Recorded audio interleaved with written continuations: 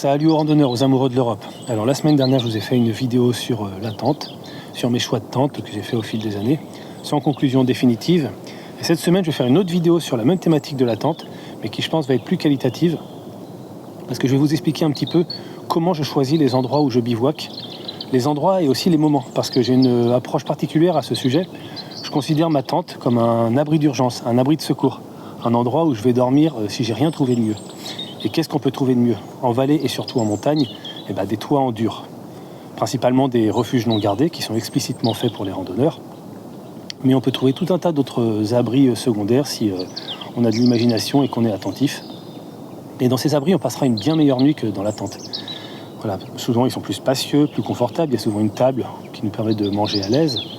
Et puis on n'aura pas à monter, démonter la tente, ce qui coûte de l'énergie, du temps, qui peut être une grosse galère si c'est sous la pluie ou dans le vent. Et puis surtout, on n'aura pas passé la nuit dehors, donc en subissant plus le froid, la pluie, le vent, les orages, en dégradant notre tente avec le temps. Alors que si on dort dans un abri, la tente, ne l'utilisant pas, elle reste intacte.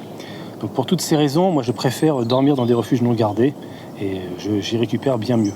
Et pour vous donner une idée, par exemple, durant l'Odyssée pédestre, donc le grand tour d'Europe que j'ai fait à pied de 23 000 km à travers tous les massifs de notre continent pendant 2 ans et demi, j'ai dormi à peu près 720 nuits dans la nature, pour aussi une petite centaine de nuits dans des hôtels. Et sur ces 720 nuits dans la nature, j'en ai passé 240 exactement en tente, c'est-à-dire pile un tiers.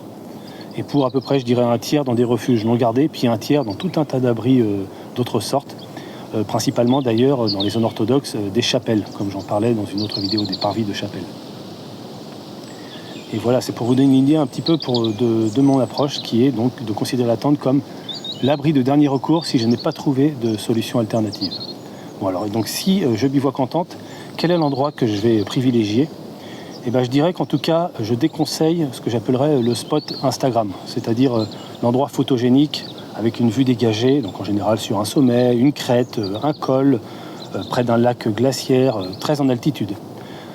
Alors si vous randonnez sur 2-3 jours que vous n'avez pas à vous soucier de votre sommeil, ça peut être un super coin. Voilà, où vous allez passer une bonne soirée, manger, méditer, discuter avec des amis, voir le coucher du soleil et profiter de la voûte étoilée une fois la nuit tombée, avec un spectacle superbe devant vous. Mais si vous randonnez dans la longueur, sur des semaines, sur des mois, disons que le moment du bivouac, c'est un moment pour récupérer après des journées de marche de 10 heures et plus.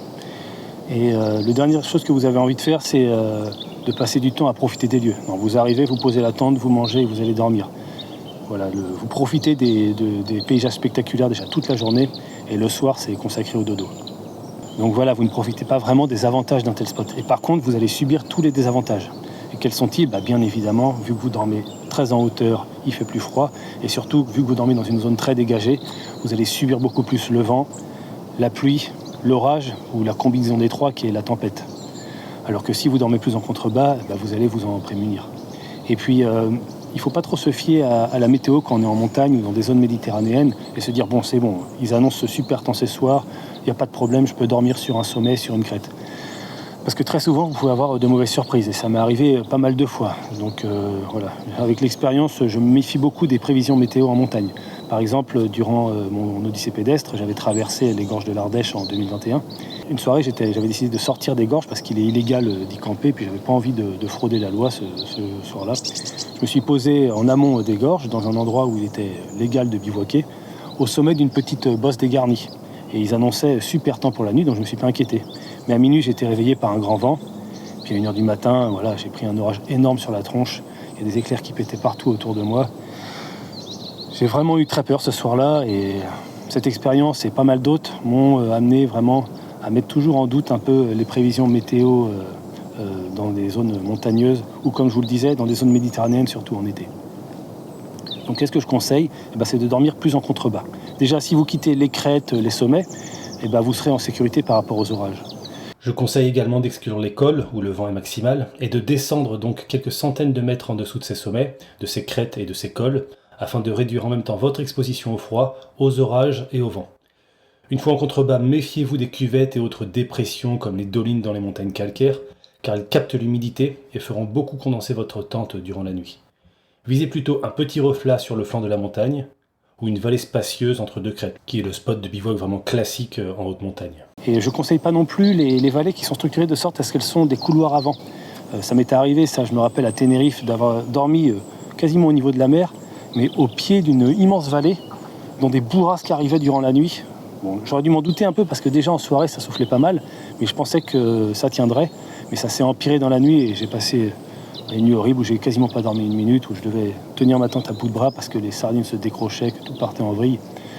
Donc voilà, ce que je conseille, c'est de dormir dans une large vallée, ou sur le flanc d'une montagne, de préférence celui qui est le mieux protégé du vent. Vous n'aurez pas d'aussi belle vue que tout là-haut, mais passerez une nuit bien plus agréable. Mais il y a mieux que ces zones de bivouac classiques en haute montagne qui restent dégagées, donc soumises aux aléas de la météo quoi qu'il se passe. Et ce lieu ultime dans lequel vous troquerez tout panorama contre un confort maximal, c'est bien sûr la forêt.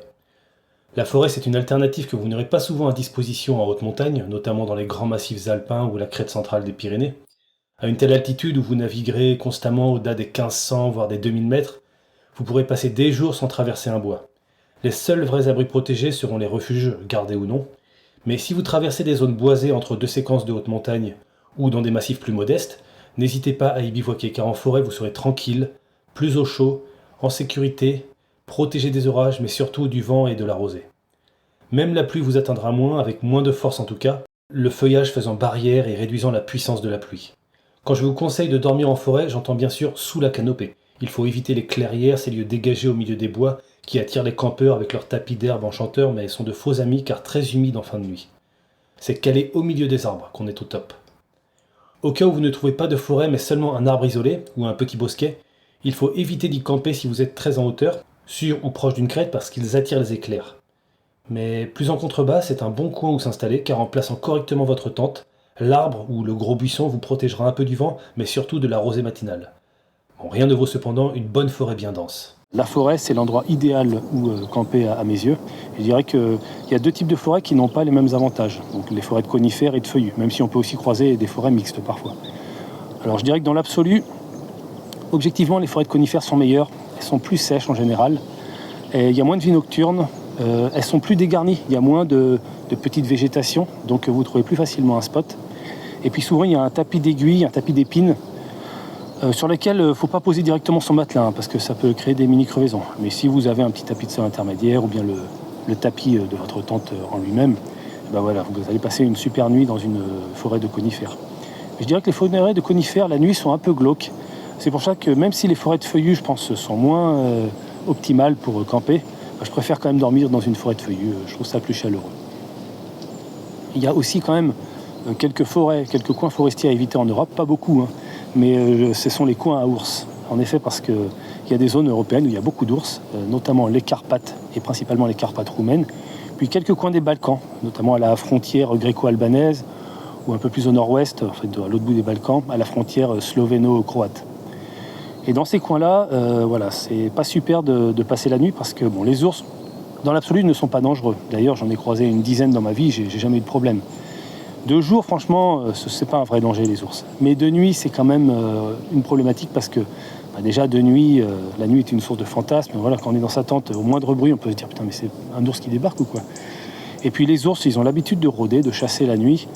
Et s'ils reniflent avec leur flair hors pair, s'ils reniflent vos réserves de nourriture, qui s'approchent de la tente, qui cherchent à farfouiller, qui se rendent compte au dernier moment qu'il y a un humain, ça peut mal finir pour vous. Et c'est arrivé que des gens dormant en tente dans des massifs du sud des Carpates, comme les monts Bucej ou les monts Fogarache, qui voilà, se sont fait tuer par un ours alors qu'ils dormaient dans leur tente. Et ça arrive assez souvent, et je peux le constater parce que j'ai moi-même, donc quand je traversais les Carpates méridionales, il y a énormément de refuges non gardés. Donc j'ai pas eu beaucoup à dormir en tente. Et voilà, c'est très... D'ailleurs, beaucoup de refuges non gardés sont faits pour ça, pour que vous puissiez dormir dans la montagne en sécurité. Mais une fois, j'avais pas trouvé de refuge et donc j'ai dormi dans ma tente à l'est des Carpates, dans une zone qui s'appelle le Pays Sicule, où vivent en fait des Hongrois. Et c'est un endroit où les Carpates sont très basses, donc c'est vraiment de la moyenne montagne forestière, donc c'est l'endroit idéal pour les ours. J'en ai croisé plusieurs, d'ailleurs 4 en quelques jours de marche. Et un soir, donc j'ai pas eu le choix, j'ai dû dormir dans ma tente. Et le matin, alors que je la démontais, il y a des gardes forestiers qui sont approchés de moi. J'ai cru qu'ils allaient mettre une amende parce qu'il était illégal de camper dans la région. Mais en fait, le gars s'est approché de moi, il m'a demandé si j'avais bien dormi ici. J'ai dit oui. Et au lieu de me mettre une amende, il m'a tendu la main. et pour me la serrer comme si j'étais un héros. Donc je pense qu'ils ont eu des déconvenues dans le passé avec les ours et les campeurs. Donc voilà ce que je dirais. Il faut se méfier quand même des forêts des Carpates méridionales et de quelques coins des Balkans, mais ça représente 2-3% des forêts européennes. Donc dans la plupart, vous trouverez un endroit optimal où dormir. Alors, et l'autre élément important d'un bon spot de bivouac, outre la forêt, c'est d'être près d'un point d'eau. Alors dans l'idéal, une source, une fontaine ou une rivière qui descend directement d'une zone montagneuse très caillouteuse, comme ça vous avez à peine à la filtrer, ou bien d'une rivière ou d'un lac que vous pourrez filtrer. Et ainsi, si vous avez une fontaine ou un endroit où filtrer correctement de l'eau, eh ben vous aurez de l'eau pour votre bivouac. Ce qui est arrangeant parce que ça vous permet d'emmener moins d'eau depuis le dernier point de civilisation. Parce que voilà, quand on bivouac, on a besoin de plus d'eau que quand on randonne normalement. En général, il faut au moins 1 litre de plus pour cuisiner, faire sa vaisselle, et puis on boit beaucoup aussi durant la nuit. Donc je dirais qu'avoir un point d'eau potable, c'est vraiment arrangeant. Et un point d'eau même en général, par exemple, si vous êtes près de la mer, ça peut être pas mal parce que c'est moins optimal, mais que vous ayez un point d'eau sans sel ou un point d'eau salé, bah, vous pouvez quand même vous laver. Et s'il y a un point d'eau sans sel, en plus faire votre lessive, ce qui est bien pratique. Et en plus, si vous faites votre lessive ou si vous vous lavez en tout cas avant de dormir, bah, vous dormirez mieux parce que quand on est propre, on a un sommeil bien plus réparateur. Je l'ai constaté à maintes reprises. Donc voilà, c'est pas mal de dormir près d'un point d'eau qu'on aura repéré au préalable. Et pas de dormir trop près non plus, hein, au moins à quelques dizaines de mètres. Poser sa tente à 10 mètres ou plus, ou même jusqu'à 100 mètres, ça peut être pas mal parce qu'il y a beaucoup de points d'eau qui sont des zones à moustiques, quasiment tous en fait, mais surtout les stagnants. Et puis près d'un point d'eau, il fait plus froid aussi, il fait plus humide le matin. Et certains points d'eau peuvent être aussi source de bruit. Par exemple, la mer, bien sûr, avec ses vagues, et aussi une rivière si elle s'écoule bruyamment. Donc voilà, selon moi, le spot de bivouac idéal, c'est dans une forêt, près d'un point d'eau. Alors vous ne le trouvez pas toujours, il faut faire en fonction des circonstances. Mais je dirais que quand vous marchez, dans la journée, ou même quelques journées avant si vous êtes prévoyant, ou même d'ailleurs avant de partir, vous repérez sur votre carte un coin de spot optimal, donc dans l'idéal, une forêt, mais en tout cas un coin plat. Vous repérez sur la topographie qu'il n'y a pas beaucoup de dénivelé, si possible donc près d'un point d'eau. Et puis voilà, ça sera un peu l'objectif de votre journée. Et quand vous y arrivez, et voilà comment je procède en tout cas. Je trouve un coin plat sympathique. Une fois que je l'ai trouvé, je ne pose pas ma tente immédiatement. Non, je pose juste mes affaires et puis je vais checker un petit peu aux alentours s'il n'y a pas mieux. Et une fois que j'ai identifié le bon coin, et en général, je me pose au sol. Je me mets dans la position où je compte terminer ma journée et je regarde un peu si ça se passe bien. Il faut que le coin soit plat en fait. Alors plat dans deux sens. Il faut à la fois que la zone n'ait pas trop d'aspérité. Alors s'il y a de la caillasse, s'il y a des branches, vous pouvez les enlever. Mais parfois, voilà, il y a des bosses vraiment gênantes. Et la deuxième chose, c'est qu'il faut qu'il n'y ait pas trop de pente.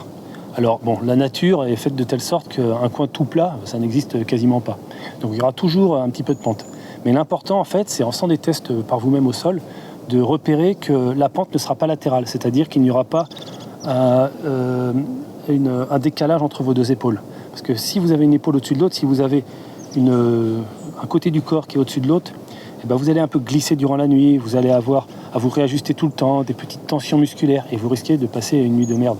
Alors que si vous vous êtes arrangé pour que la pente soit dans le sens de la longueur, donc votre tête et vos pieds ne soient pas à la même hauteur, ça sera moins gênant. Alors dans la tente, souvent, vous glisserez vers le fond de la tente si vous avez mis votre tête en amont des pieds.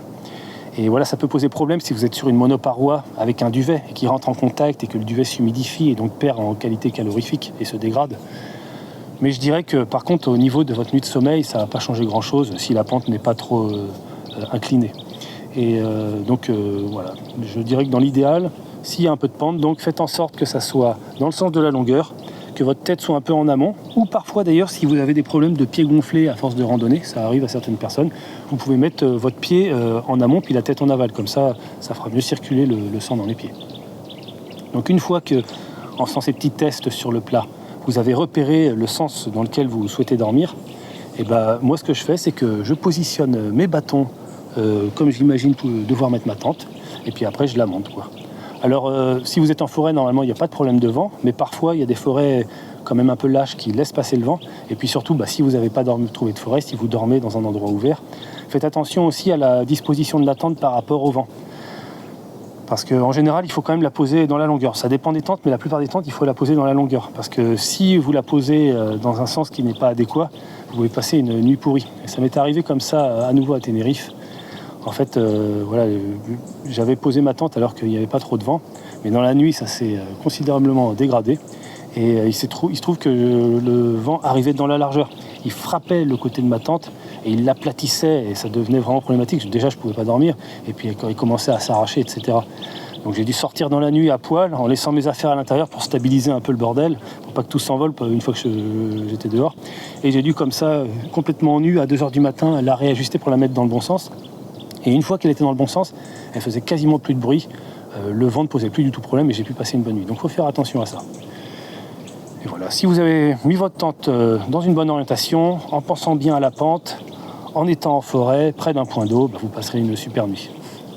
Voilà ce que je pouvais dire au sujet du bivouac en tente. Et dans 2 semaines, je parlerai de ce dont je parlais en début de vidéo, c'est-à-dire de mon spot de bivouac préféré, qui est le refuge non gardé. Et entre les deux, je vais vous parler d'un 3e endroit intermédiaire où on peut passer la nuit, qui est le refuge gardé. Et je vais vous dire pourquoi je n'aime pas dormir dans les refuges gardés et les raisons de mon aversion à leur égard. Donc c'est toute une histoire. Allez, à bientôt.